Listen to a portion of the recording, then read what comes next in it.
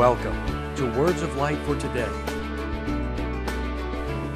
a teaching ministry that shares godly principles while giving spiritual insight and divine revelation from the Word of God for the everydayness life brings. Be richly blessed as we join Linda Adkins.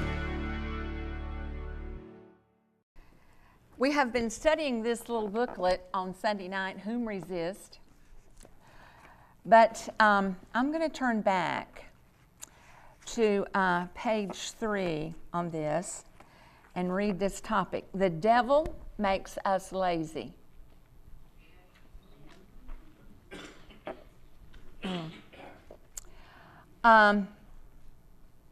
He said that he had an inertness that he could not understand, that when he needed to be awake, he was asleep. And when he needed to sleep, he was awake. And his mind was so churning and so carrying on until he didn't get any rest. And so he said, I was puzzled. And he said, I was a burden to myself. Well, you know, when you're supposed to be asleep and you're not, and you're supposed to be awake and you're not, that can be quite a burden. Amen. So he said that it was all abnormal. He said, I had abnormal brain activity. He said, at other times I was either tired or spiritless, but there would come upon me a sense of awful pressure, a stifling, atmospherical something that depressed me, confused me, and retarded activity. Was it the weather, he says? No. The weather is blamed on a lot of things that the devil does. Okay. He said, slowly but surely, after he got a hold of the fact that this was the devil making him lazy, making him feel this way, he said, slowly but surely the depression would come and the heaviness gather over me. I knew a certain amount of truth about the devil, but it never occurred to me that he touched me without my knowing it. That's why I've been saying over and over and over and over in the last couple of months, you need to be aware when your feelings change, your atmosphere changes, when your attitude changes. Right. You have these sudden, out of the blue kind of things that just come on you. I mean, you got mad about something you don't even get mad about. You don't even care about enough about it to get mad about it. But suddenly, something has happened. So let's go over to Proverbs, chapter 24.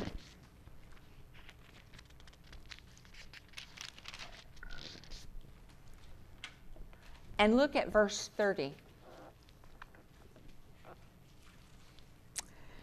It says here, I walked by the field of a lazy person, and the vineyard of one with no common sense. This is out of the New Living Translation. I saw that it was overgrown with nettles.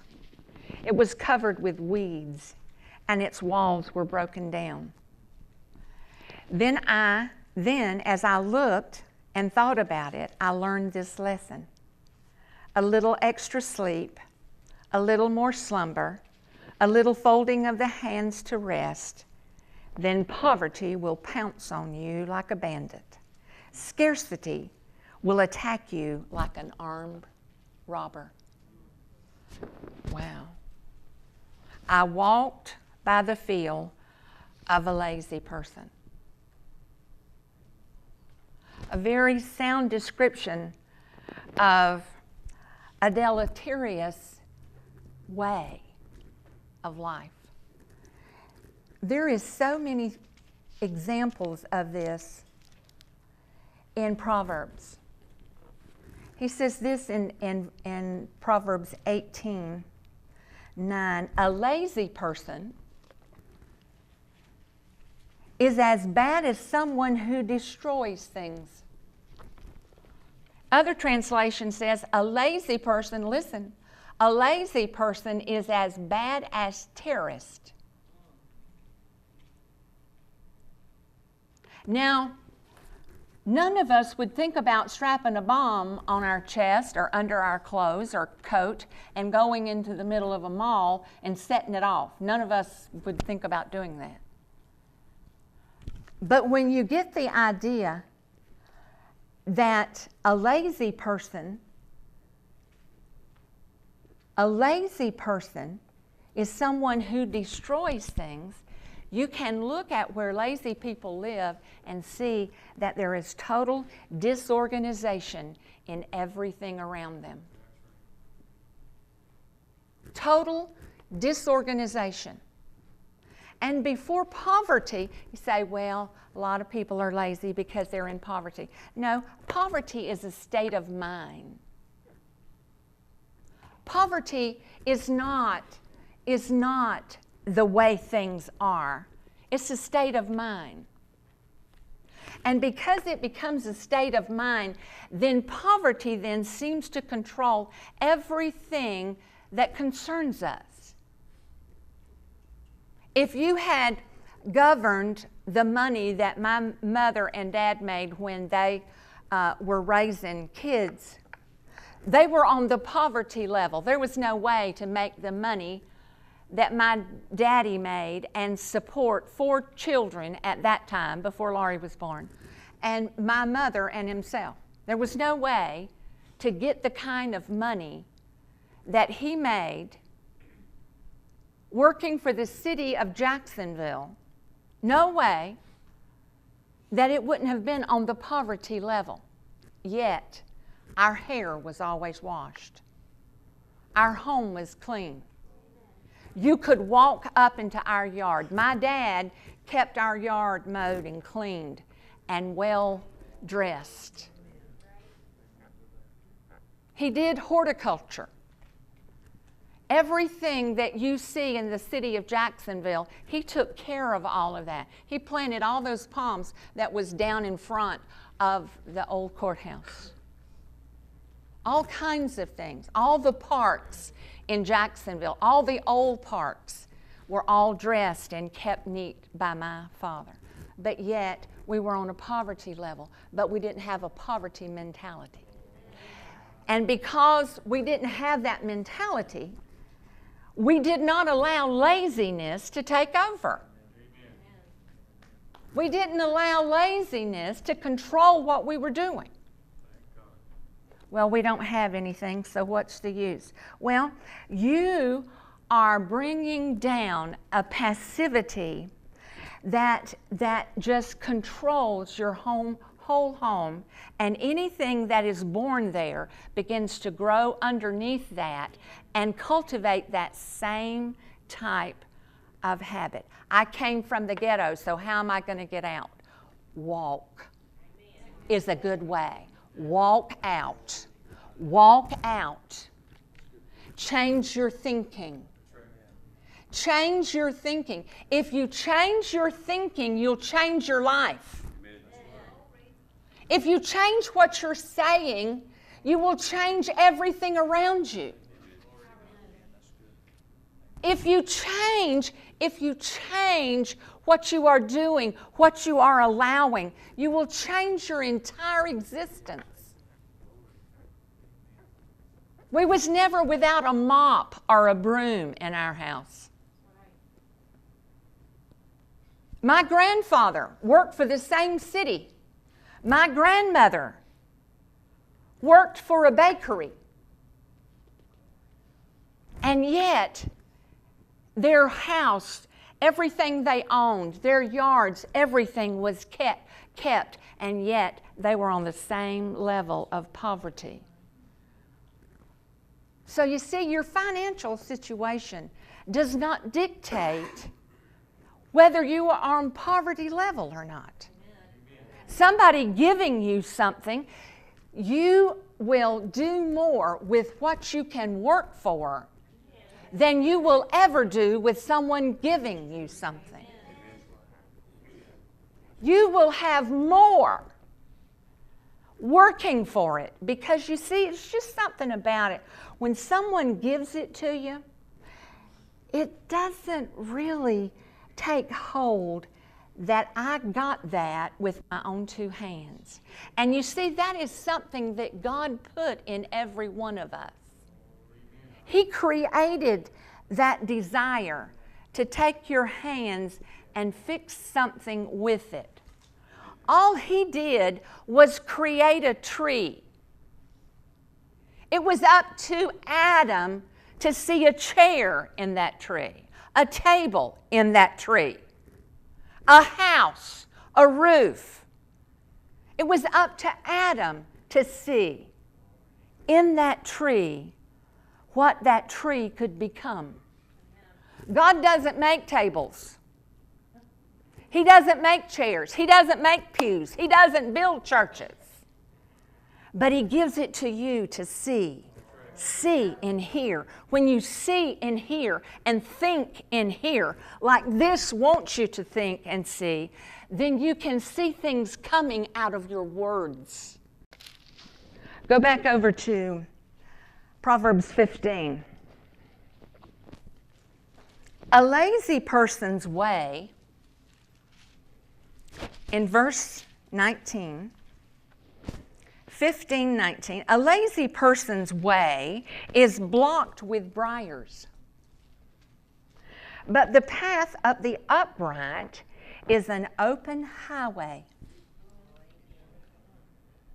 The path, and how do we get that open highway? How do we get that open highway? Living where we are living and among what we are living. Well, we're in the world, but we're not of the world.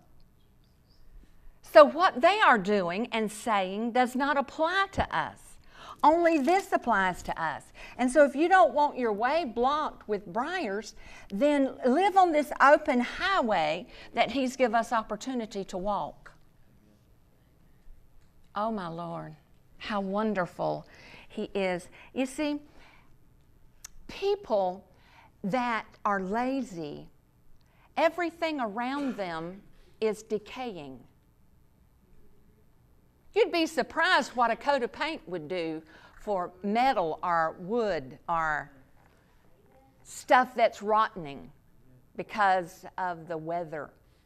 You'd be surprised what a little broom, what a big difference the invention of a broom caused to those that use them. Some just prop them by their door to make out like they use them. But you see, the thing of it is, there is a thing about and around lazy people that things just get nasty. Because of decay and neglect. Turn over to 12. Chapter 12.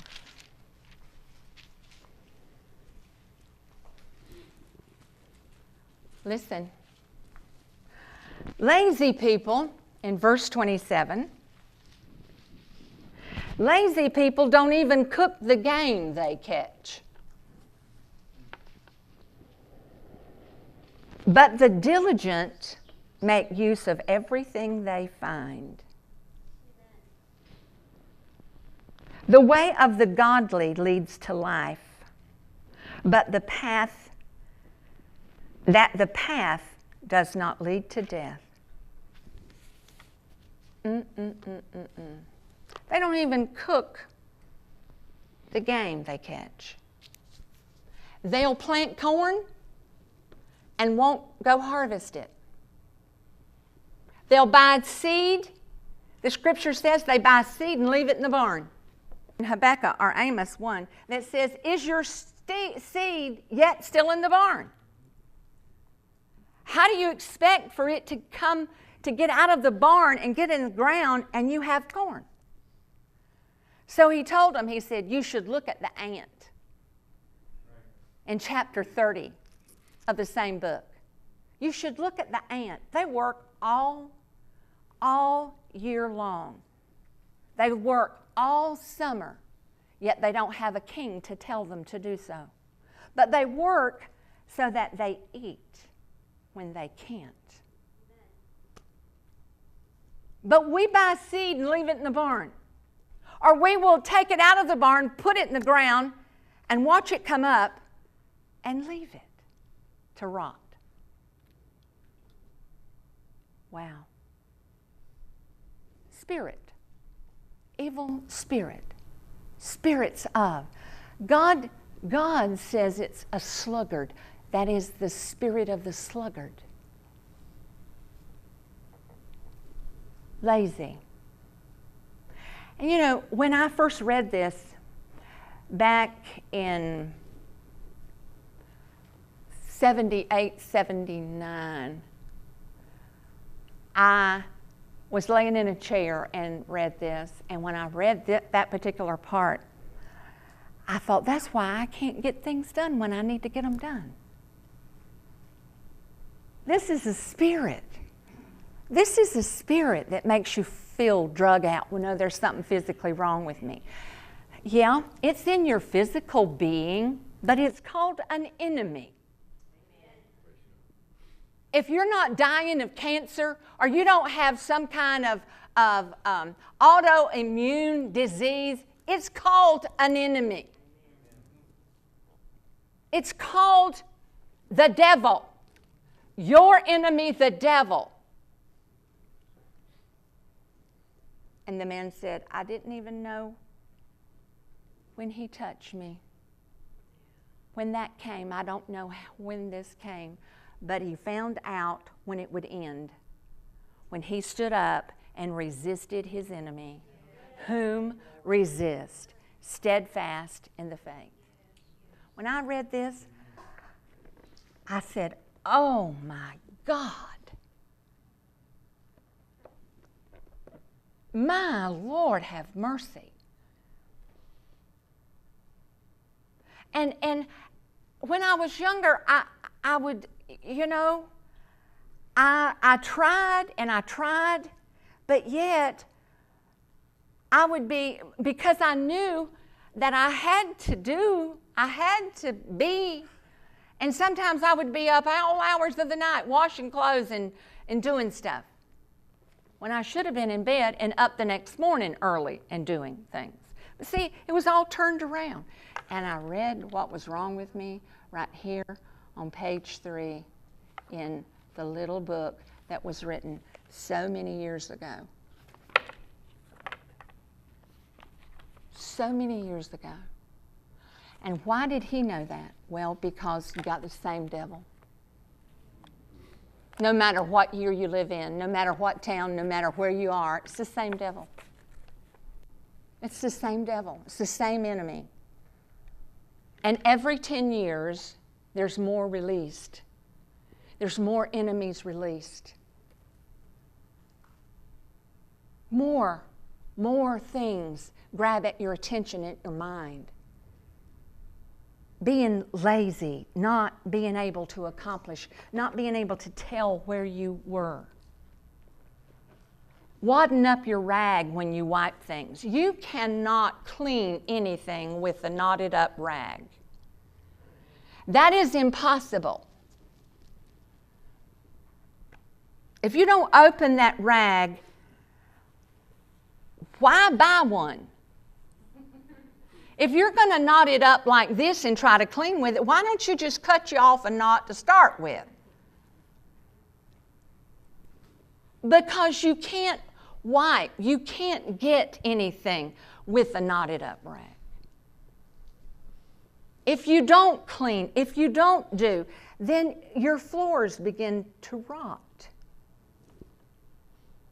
And so he says that a lazy man is a destroyer of all things. If you want your town destroyed, let lazy people take it over. If you want your community destroyed, let lazy people. Well, that man works. Well, sometimes we can overcome laziness enough to stay on the job, but here's what happens. I'm a mechanic. But when you go to my house, I've got all these old broke down cars that wouldn't run if you pulled it behind a tractor. But yet I've got all these cars that one day I'm going to do something with. No, because you've done all you can do by getting up, going to that job, fixing other people's cars, and then coming home, and when you do, you just laze out. A lazy person, the scripture says, has no understanding. Has none. Over in Ecclesiastes. Chapter 10, you just can write this down. Chapter 10, verse 18 says, laziness leads to a sagging roof.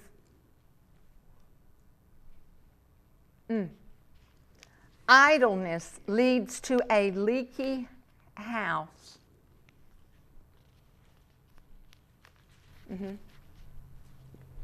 You go in somebody's house and say, oh, you got a leak. Yeah, I got to get up there and do something about that. Pretty quick. One day, sometime or another. And see, we're on the poverty level, so we can't hire anybody to do it. But rot and decay follow. A sagging roof. Laziness leads to a sagging roof. Everything that he says in this book or any other book that says anything about laziness, it's always about where you're living. It's always about where you're living. And see, if where you're living is not kept up and the decay kept at bay and the deterioration of things kept at bay, then there's things in your soul that's not kept at bay. And you see, it doesn't happen all at one time. Doesn't happen all at one time. It doesn't happen all in a day. It doesn't get rusty overnight. It's little by little in increments of neglect. Little by little. If we can't see what he's wanting to show us, we become destroyers. Godliness is the only way to live. So what makes laziness? Accepting passivity. And everything that Jesus taught in every parable was against passivity. He said, when you fast, get up and comb your hair and wash your face so no one knows you're fasting. Everything he said. When he talked about the parables of the talents, and he said that the 10 virgins, that he said the 5 did everything they had to do in order to be ready. But the 5 that didn't missed opportunities that the door opened would have given to them. Why? Because they went to sleep. And you see, we're sleeping when we should not be sleeping. We're tired, and then we blame it on things. And let me tell you something. Wisdom doesn't come out of your head. The wisdom of God doesn't come out of your head. The understanding that God gives does not come out of your head. It comes out of your heart. He opens your heart to wisdom, opens your heart to understanding. He opens your heart to comprehension. He opens your heart to hear Him and to know Him. From the wisdom in your heart, your head gets intelligent, and you act like you have good sense. A lazy person, as we read to start with, doesn't have good sense. They're letting their life pass them by. Well, can they be Christians and lazy? Oh, yes.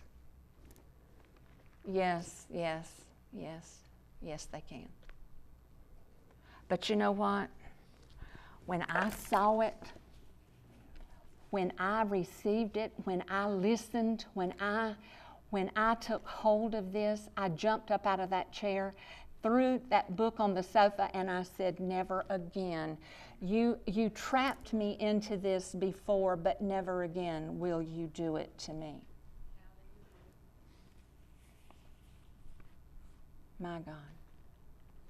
Why? Because His life is life that is so filled with joy and peace and happiness, regardless of what's happening out here. His joy comes up over any kind of lack. Well, I don't have it right now, but I will have it. I don't have it today, but a new day is coming and I will have it. So see, your words are being controlled by your heart and your spirit and what you know and what you believe rather than what you see. If you want to change your life, you change your thinking. And if you want to change your thinking, change what you say. If you want to change what you say, speak out of your heart than out of your mind. You can tell good when people are talking out of their mind. They're telling you what they see. They're telling you how they feel. I don't tell you how I feel. I tell you what I know. My God is able to deliver me from every attack of the enemy, from everything that he brings my way. So, you can say, I'm not lazy, that doesn't apply to me, but thank you anyway. You know what? Don't take that like that, because if you do, without you knowing it, you'll have an enemy come on you. And then one day you look around and you think, how did this get like this? Because you discredited what you heard. You have been watching Words of Light for Today with Linda Adkins. For prayer or a free CD of today's message, please call 904-289-9727.